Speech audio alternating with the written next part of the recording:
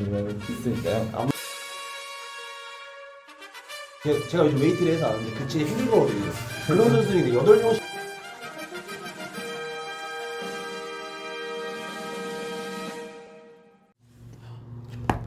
안녕하세요. 네, 스파 여러분, 2019 스파 리뷰를 진행하게 된 현 회장 박선우입니다. 원래 요즘같이 이렇게 날씨 좋은 날 경기장에서 뵈야 되는데 이렇게 인사드리게 돼서 굉장히 아쉽습니다. 그래서 축구가 목마른 또 스파가 그리운 여러분들을 위해서 지난 2019 시즌 리뷰 컨텐츠를 준비했습니다. 네, 오늘 함께 리뷰 컨텐츠를 진행해 주실 패널로 작년 칼럼 담당자 두 분을 모셨습니다. 네, 안녕하세요. 작년 스파 7기 대회 운영팀에서 슈프림 칼럼을 담당했던 신희영이라고 합니다. 반갑습니다. 네, 안녕하세요. 작년 슈퍼 7기 대현영팀에서 활동하며 어드밴스드 칼럼을 담당했고 현재 슈퍼 8기 대회 조직팀장을 맡고 있는 반분도라고 합니다. 네, 저희 팀장님은 회의 때 자주 뵀는데 희영 씨는 굉장히 오랜만이에요. 잘 지내고 계셨나요? 네, 죽지 못해서 살고 있습니다. 작년 휴학 생활을 마치고 1년 만에 복학을 하게 됐는데요. 갑작스럽게 코로나19가 터지는 바람에 집에서 거의 사는 송장, 식충이 상태로 하루하루 연명하는 삶을 살고 있습니다. 네, 조일 팀장님도 맨날 보긴 하지만 형 씨도 안부는 물어볼게요. 잘 지내셨나요? 네, 안부 물어보겠습니다. 네, 이렇게 보니까 작년 생각나고 좋네요. 네, 반가운 얼굴만큼 반가운 2019 시즌 리뷰인데요.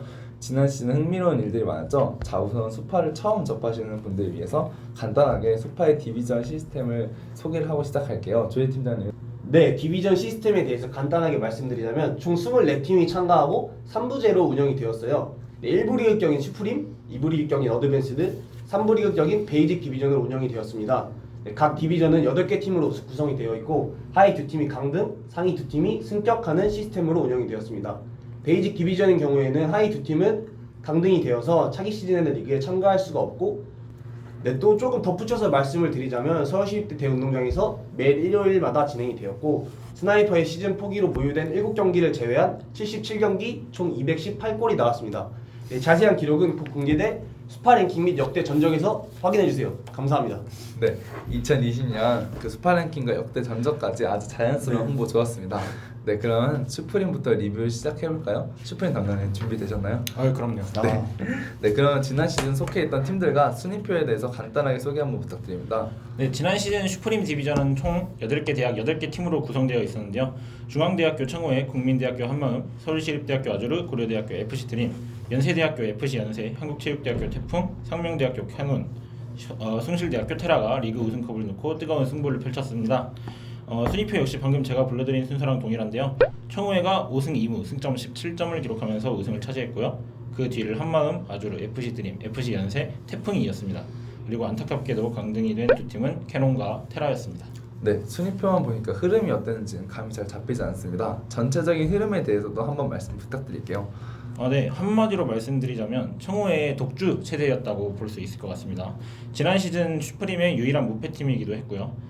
2라운드에서 1위로 올라선 이후로 단 한 번도 선두를 내주지 않고 그대로 6라운드에서 조기 우승을 확정지었습니다.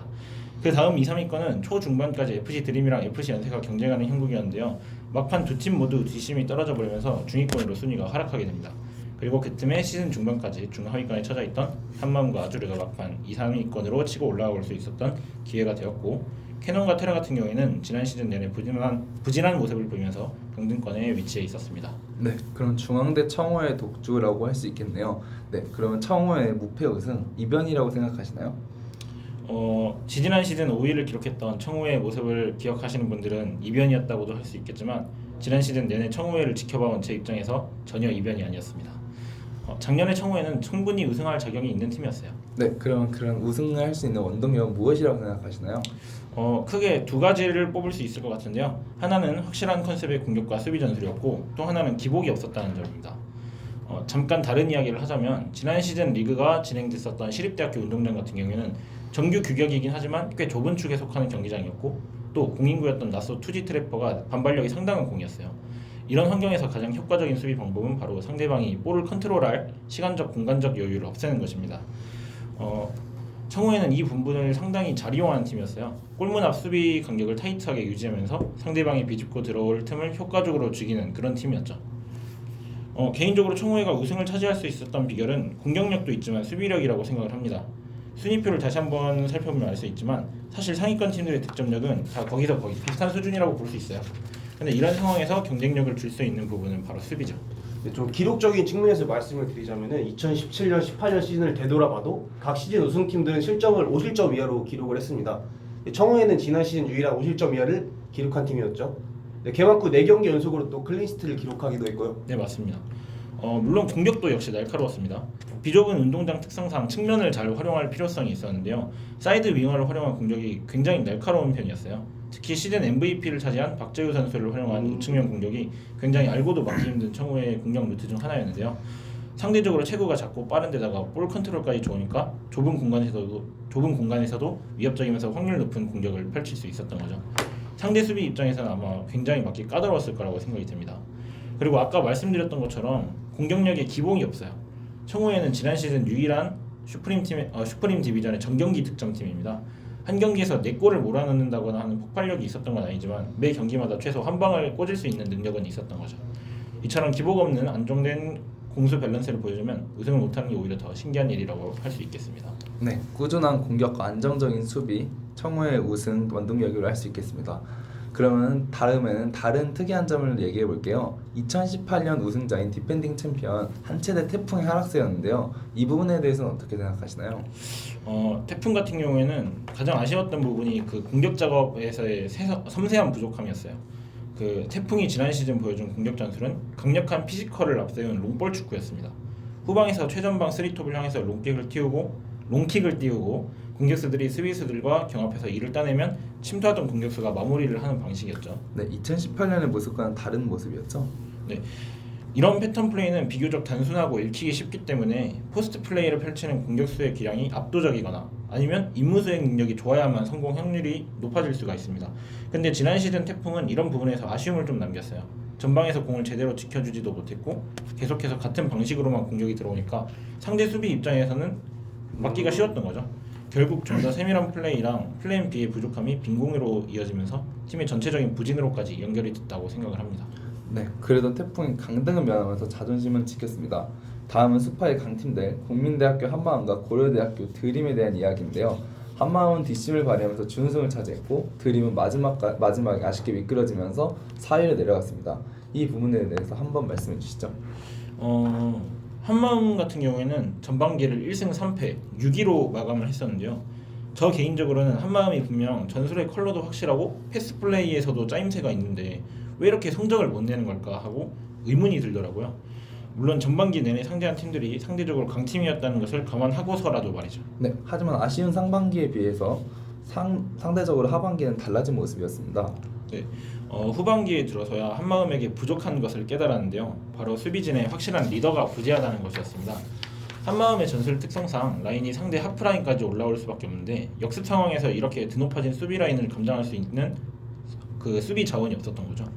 그런 부분에서 피지컬과 속도, 발기술과 킥을 장착한 노찬혁 선수의 합류는 신의 한 수였다고 볼 수 있습니다. 노찬혁 선수가 팀의 센터백을 맡고 나면서 자연스럽게 중원과 공격진의 파괴력이 살아났어요. 뒷문이 안정이 되니까 앞에서도 편하게 공격을 치중할 수가 있게 된 거죠. 결국 완전체 센터백이라는 마지막 퍼즐 조각이 끼워지면서 한마음은 드라마틱한 반등을 이룰 수 있었습니다. 네, FC 드림의 경우는 어떨까요? FC 드림은 한마음이랑 완전히 반대 케이스라고 할 수 있습니다. 초반 준수했던 성적을 유지하지 못하고 하반기에 뒷심이 꺾이면서 순위가 하락해버렸죠. 이러한 부진의 원인은 공격력의 부재였습니다. 전반기에는 4경기에서 8득점을 기록했던 공격력이 하반기에는 3경기 3득점으로 반토막이 났어요. 제가 봤을 때 전체적으로 공격진의 합이 너무 안 맞는 모습이었습니다. 역습 상황에서 볼을 원톱에게 투입이 되는데 따라와주는 이성 공격수들의 가담이 항상 한 발 늦는 모습이었죠. 중원에서 경쟁력을 가져가지 못하다 보니까 반강제적으로 선수비 후역습 전술을 펼쳐야 되는데 포스트 플레이가 제대로 이루어지지 않았던 겁니다. 그래서 역습을 나가려고 해도 허무하게 공격이 끊기는 장면이 되게 많았어요. 그래서 이런 부분에서 뒷심을 보여주지 못하니까 순위 유지 역시 힘들 수밖에 없었죠. 또 제가 한마디 보태자면 드림 로스터가 40명 가까이 되는 선수들이 등록이 되었었기 때문에 그 선수들에게 골고루 기회를 분배를 하려다 보니까 리그 전체적인 밸런스가 깨진 것 같다는 생각이 마지막에 좀 들었어요. 근데 반면에 이 한마음은 최다 준우승 팀답게 경험으로 이 위기를 극복해냈다고 생각을 합니다. 네, 최다 준우승 팀은 칭찬인가요? 아니면 디스인가요? 안마음 사랑합니다. 네, 그 다음 팀 이야기를 해볼게요. 이 부분은 제가 직접 질문하기 드디어 나왔네요. 좀 그러니까 조혜 팀장님께서 부탁드립니다. 네. 스파의 살아있는 역사. 이번에 신설된 스파 랭킹 1위. 최고의 골키퍼가 있는 아주르에 대해서 이제 얘기를 해볼 건데요. 이번 시즌 아주르의 성적은 성공이라고 보십니까? 일단 자세를 다시 고쳐잡고 네, 얘기를 하도록 하겠습니다. 네, 편하게 얘기해 주세요. 경건하게. 네, 스파의 회장님이자 아주르의 리빙 레전드 골키퍼 박선우 군을 앞에다 놓고 아주르를 평가하자니까 굉장히 부담스러운데요. 그래도 이거 하려고 먼 길 왔는데 맡은 일은 확실하게 하고 가야겠죠. 네, 편하게 부탁드립니다. 솔직히 말씀드리자면 순위 자체는 나쁘지 않았지만 성공적이었다고 하기에는 다소 아쉬운 부분도 많이 남는 시즌이었습니다. 아주르는 지난 시즌 이길 경기는 이기면서 필요했던 성적은 전부 챙겨가는 모습을 보였어요. 상반기 부진하고 있던 한마음을 잡았고 이외에도 태풍, 캐논, 테라 등 비교적 폼이 안 좋았던 팀들을 상대로도 승점을 따냈죠. 원래 리그에서 순항을 하려면 승점을 벌 수 있을 때 벌어놔야 하는 법이기도 하고요. 네, 그렇다면 아쉬운 점은 무엇이 있었을까요? 이거를 다시 바꿔 말하자면 한계도 어느 정도 명확했다는 이야기가 돼요. 그 FC 드림, FC 연세, 청우회 같은 강팀들을 상대로는 3경기에서 2득점밖에 올리지 못했습니다. 일정 수준 이상의 수비력을 보여준 팀들을 상대할 때는 공격에서 힘을 못 썼다는 거죠. 실제로 아주르는 지난 시즌 타이트한 압박으로 상대 수비를 괴롭히는 전술을 썼었는데 이를 풀어나올 수 있는 능력이 있는 팀들을 상대로는 재미를 보질 못했습니다. 기회가 찾아와도 골로 연결시키는 결정력도 창출해낸 기회 대비 다소 부족했고요. 게다가 가끔 수비진에서 나오는 실수가 치명적이었어요. 이러한 부분은 앞으로 다가올 시즌에 대비해서 하루빨리 보완이 돼야 하는 부분이죠. 네, 저희 아주르가 상반기에는 아무래도 합이 좀 맞지 않는 부분이 있었는데 그 전국 대회에서 좋은 성적을 거두면서 분위기가 상승한 점도 하반기에 좋은 결과로 이어진 것 같습니다. 맞습니다. 네, 그럼 이번 시즌 슈프림 새내기 두 팀에 대해서도 이야기를 해볼게요. 승격팀 연세 FC 연세와 상명대 캐논의 지난 시즌은 성공적이었는지 한번 이야기해볼까요? FC 연세는 승격 첫 시즌에 기록한 순위치고는 그리 나쁘지 않은 결과지만 전반기 성적을 생각하면 속이 좀 쓰릴 것 같습니다. 전반기 성적이 3승 1무로 청우에 이어 2위였거든요. 청우의 우승을 저지하게 된다면 그 팀은 아마 FC 연세일 거라고 생각을 했어요. 그런데 후반기에 너무 확 무너졌죠. 공수 밸런스가 갑자기 와장창 무너진 느낌이라고 해야 되나? 상반기에 비해 하반기가 다소 아쉬웠죠. 네. 제 생각이지만 FC 연세의 팀 컬러라고 할 수 있는 3백 수비가 하반기 들어서 파괴법이 드러난 느낌이었어요. 패스로 치고 들어오는 상대들한테는 물샐 틈 없는 그물망 수비였는데 강한 압박이나 강력한 피지컬을 앞세우는 팀들을 상대로는 힘을 발휘하지 못했습니다. 때문에 한마음같이 조직적으로 전방 압박을 가하거나 태풍같이 피지컬로 밀어붙이는 팀한테 고전하는 모습을 보였어요. 게다가 실질적으로 순위권 경쟁을 해야 하는 팀들과의 대결에서 결과를 만들어내지 못하니까 순위권 밖으로 밀려날 수밖에 없죠. 쾌조의 스타트였던 데 반해 마무리가 부족했던 점이 FC 연세로서는 굉장히 아쉬웠던 부분이었을 것 같습니다. 네, 연세가 내년에도 성공적인 시즌을 마무리하기 위해서는 이런 점을 보완해야 할 것 같습니다. 그에 반해 캐논은 어땠을까요? 캐논은 시작부터 너무 꼬였어요. 시즌을 3연패로 시작을 했어요. 네네. 그래서 아쉬웠죠. 일정 절반을 패하고 시작을 한 거죠. 그러니까 상반기 마지막 경기랑 하반기 첫 경기에서 승점을 따내면서 희망의 불씨를 살리는 듯 했습니다만 결국 저력을 보여주지 못하고 강등을 하게 되었습니다. 네, 상명대 캐논으로서는 아쉬운 시즌이었죠. 네, 제가 개인적으로 생각하는 부진 요인은 캐논이 자신들의 팀 컬러를 제대로 살리지 못했다는 느낌을 많이 받았습니다. 시즌 전반적으로 4-4-2 포메이션을 가동을 했었는데요. 먼저 두 줄 수비를 하고 역습을 취하는 형태였죠. 그런데 포메이션의 특징을 제대로 살리지 못한 느낌이었습니다. 두 줄 수비를 하려면 라인 간 간격이 제일 중요한데 미드 라인과 수비 라인이 너무 벌어지면서 소위 말하는 포백 앞 포켓 공간을 너무 쉽게 허용했죠. 공격도 그 날카로움이 너무 무졌어요. 좌우 윙에서 빠르게 치고 나가는 움직임이 현격하게 부족했습니다. 이처럼 공수가 너무 불안정하니까 뭔가 제대로 해보지도 못한 거라고 할 수 있죠. 네, 그럼 숭실대 테라 얘기해 볼게요. 숭실대 테라의 강등은 좀 의외의 면에 있었습니다. 테라의 강등에 대해서 한 말씀 부탁드릴게요. 테라도 캐논이랑 약간 비슷한 궤라고 할 수 있습니다. 4-4-2 포메이션을 주로 들고 나왔는데 장점보다는 단점이 좀 드러나는 때가 많았어요. 테라 같은 경우에는 좌우 윙어들을 활용한 사이드 플레이를 시도했었는데 디테일함이 많이 부족했습니다. 윙어들의 벌려나가는 움직임이 부족했고 중원에서의 뿌려주는 패스 공급도 거의 이루어지질 못했죠. 게다가 상대팀들은 모두 기본 미드필더들이 3명씩 배치하고 나오는데 테라는 2명밖에 없으니까 숫자적으로도 밀릴 수밖에 없어요. 그래서 매 경기마다 끌려다니는 경기를 해야만 했죠. 시즌을 치러가면서 이러한 단점을 극복하지 못한 게 아무래도 강등을 피하지 못한 원인이지 않았나 싶습니다. 테라 강등은 제가 생각해도 조금 의문이었는데요. 아마 스파에서 24팀 통틀어서 가장 피지컬이 좋은 팀이 아닐까라고 생각을 합니다. 근데 제가 요즘 웨이트를 해서 아는데 그 진짜 힘든 거거든요. 그런 선수들이 근데 8명씩 있어요, 테라에. 근데 이제 강등을 당한 거 보면은 슈프림은 아무래도 피지컬적인 요소로는 조금 극복하기 힘든 그런 게 있는 게 아닐까 싶습니다. 네, 그러면 다음은 각자 인상 깊었던 팀에 대해서 물어볼게요. 그러면 이제 수프림 담당자님 먼저 개인적으로 가장 인상 깊었던 팀은 어디인가요? 저는 슈프림 디비전에서 한마음이 가장 인상이 깊었습니다. 네. 아까 앞에서도 말했지만 전술의 컬러도 확실하고 팀의 짜임새도 상당한 팀이라고 생각이 들었어요. 아마 슈프림 디비전에서 볼을 가장 이쁘게 차는 팀이 아니었나 생각이 듭니다. 하반기에 승승장구하는 모습을 보고 제가 다 뿌듯한 마음이 들었습니다. 네, 그럼 조율 팀장님께서 인상 깊은 팀은 어디가 있을까요? 슈프림에서 말씀드립니다. 네. 슈프림에서 저는 개인적으로 이제 태풍을 되게 기대를 많이 했는데 인상 깊었다기보다는 상당히 아쉬웠는데요. 왜냐면은 18년도에 이제 태풍의 위험을 듣고 스파에 이제 알아서 참여를 하게 됐는데 그렇게 하락하는 모습을 보니까 조금 당황스럽더라고요. 그래서 이번 시즌에 태풍이 좀 잘 됐으면 좋겠습니다. 네, 그러면 팀이 나왔으면 선수도 한번 언급을 해야겠죠? 가장 인상 깊었던 선수 한번 언급 부탁드릴게요. 네, 뭐 좀 진부한 선택일 수도 있겠지만 시즌 MVP를 차지했던 박재우 선수가 가장 인상 깊은 선수였습니다. 진짜 그냥 정말 잘한다는 느낌이었어요. 윙어로서 완전체가 아니었나 싶어요. 빠른 데다가 그 안으로 들어가다가 바깥쪽으로 치는 인앤아웃 드리블이 굉장히 좋았고 해결사 기질도 있었고 아무래도 원초적인 강함이 있었던 선수라고 할 수 있을 것 같습니다.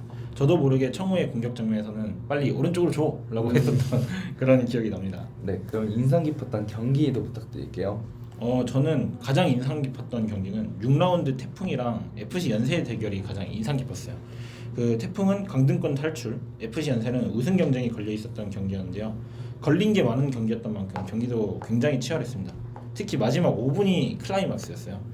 태풍의 골키퍼였던 김준영 선수가 페널티킥을 연거푸 2번 막아내면서 그 완전 진짜 소름 돋는 그런 장면을 연출을 해냈거든요. 그래서 정말 신들린 줄 알았습니다. 그래서 아직도 그 장면이 눈앞에서 잊혀지질 않아요. 아, 네, 감사합니다. 네, 저도 그 경기를 직접 봤었는데 정말 대단한 경기였고 대단한 선방이었다고 생각합니다. 네, 저도 수프림 소속 선수이기 때문에 굉장히 흥미있게 진행했는데요. 좋은 말씀 감사합니다. 네, 이것으로 스프림 리뷰를 마치도록 하겠습니다. 다음 시즌은 1부 리그에는 서강대 성황축구반과 연세대 WTF가 새로 승격이 되었는데요. 이 두 팀이 이 1부 리그 슈프림에서 어떤 영향을 미칠지 상당히 궁금하기도 합니다. 다음 주 영상에는 성황축구반과 WTF가 있는 어드밴스 디비전에 대해서 영상과 함께 찾아뵙겠습니다. 네, 감사합니다. 감사합니다.